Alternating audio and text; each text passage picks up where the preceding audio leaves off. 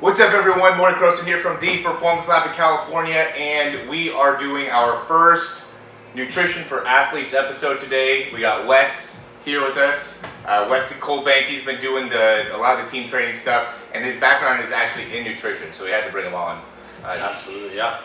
100%. So yeah, like Morey said, my background is in nutrition, so we're going to do some deep dives on a lot of topics that athletes really need to know about when they are going into any type of athletic performance. And so for today, we're going to try to tackle the probably biggest topic for any athlete, and that is protein. What type of protein that athletes should be using, the differences between them, and really just use this as a little educational time for you guys to know what you are putting in your body and how it's going to react to what you're doing. Yeah, the big thing about protein that is super important is just to get the understanding that it's a most commonly underutilized, right, in the modern diet, where there's most people that are protein inadequate and compared to really fats or carbohydrates, and just talking from a macro perspective, and probably even more prevalent when it comes to younger athletes, really not having enough protein. And right now, when you're younger, is when you have the most amount of opportunity to really build that muscle and build off of the workouts that you're doing, because a lot of you guys are really working out. If you're watching this channel, I'm sure you work out a good amount, so you really got to be able to get great protein sources and the right amount of protein. And so we'll go into a little bit of both of that. And so we're going to break down, we'll get started first with just what are the differences from a protein perspective you're going to get out of chicken in comparison to beef, in comparison to some more of like the plant type of protein. So with all types of proteins, what we really need to do is kind of break down what protein actually is.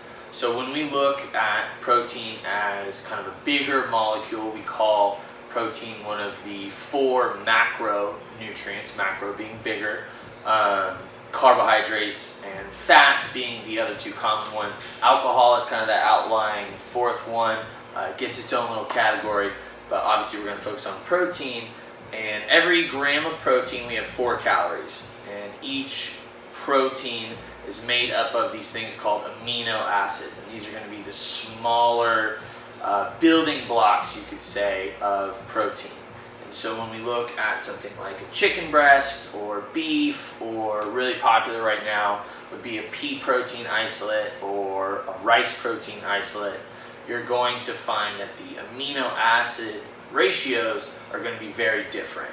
So when we look at something like beef, for instance, you're going to see a lot more leucine, which is one of those BCAAs that we've all heard about. And that's actually the amino acid that triggers muscle growth. So in terms of an athlete trying to gain and build muscle, leucine is going to be the #1 amino acid that you're going to be looking for. And that's in all types of beef, or what type of beef specifically? So that's in all types of beef. It's actually in every single type of not plant protein, animal-based proteins. Okay. So when we're looking at chicken, we're looking at beef. Obviously, they're going to have turkey, fish, shellfish like shrimp, milk products, whey protein, casein protein as well. They all have differing amounts of leucine, but they're going to have an extremely, it's so much more leucine than a plant-based pea protein, rice, lentils, and that's a big reason why it's a little bit harder for vegan athletes to gain muscle, is that first thing right there.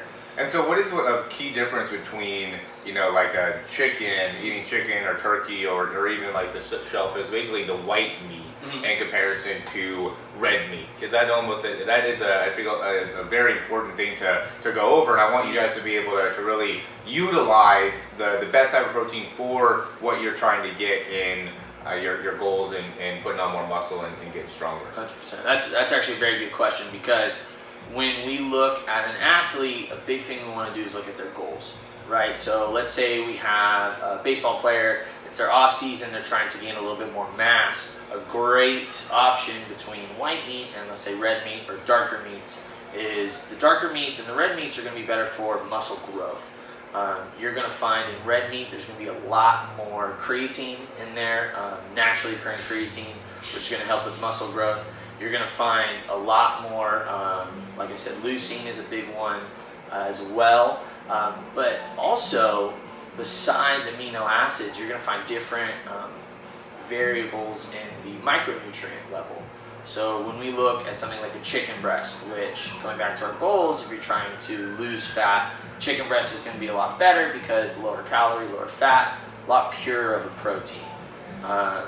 However, it's going to have a lot less of the B vitamin complex, which is very, very crucial for muscle growth and actually athletic performance.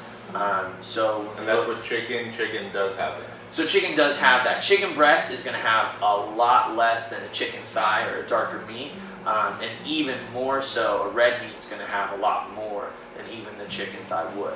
Okay. Very big when it comes to muscle growth of the B vitamin complex. A lot of people tend to supplement with B vitamins, B12 being the most important.